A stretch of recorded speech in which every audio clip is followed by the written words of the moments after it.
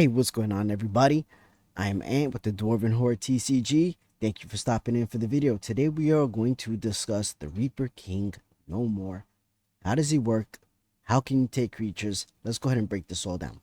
So the Reaper King No More reads, when the Reaper King enters, put a -1 counter on each of up to 2 target creatures. Whenever a creature an opponent control with a -1 counter on it dies, you may put that card onto the battlefield under your control. Do this only once each turn. So we have to look for the keywords and the key things that will trigger this ability. 1, it has to be an opponent's creature. 2, it has to have a -1/-1 counter on it. 3, you can only do this once each turn. So now we have our ground set rules. Now, what can we do if we kill an opponent's commander? Can we take it? The answer is maybe. If they decide to put it in their command zone, they're no longer a valuable target for the Reaper King No More.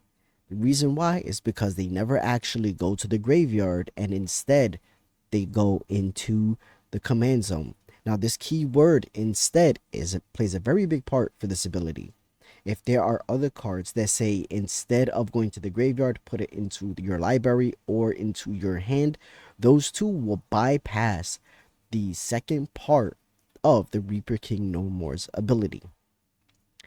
We know that there are other cards that have graveyard effects. Let's take a look at Enduring Innocence. It is a 2/1 creature, but it reads, when Enduring Innocence dies, if it was a creature, then return it to the battlefield under its owner's control.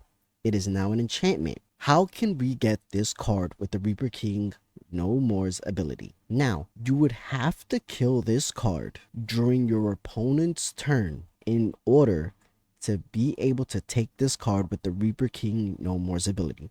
The reason why is when we look at active player versus non-active player ruling.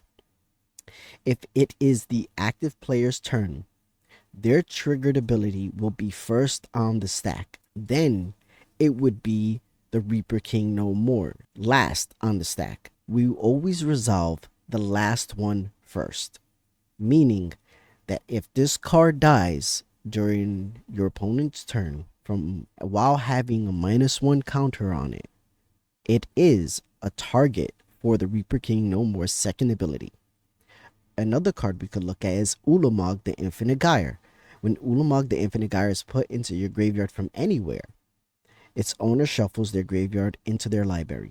So if your opponent has this card in play and you were able to kill it during their turn with a -1 while they have a -1 counter on it, you will gain priority. Give and take, they don't have a response of their own, which means you will be able to take Ulamog the Infinite Gyre, and then your opponent will shuffle their graveyard into their library minus that Ulamog the Infinite Gyre, because now it will be under your control.